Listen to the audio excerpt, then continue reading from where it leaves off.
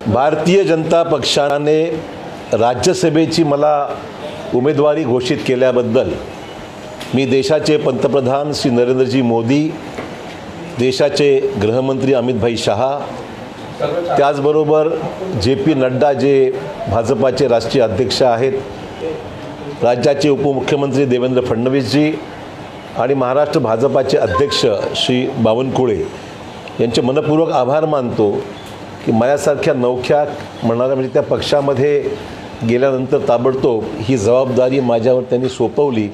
हा माझ्यावर टाकलेला फार मोठा विश्वास आहे असं माझं व्यक्तिगत मत आहे आणि त्या विश्वासाला मी सार्थक ठरेन.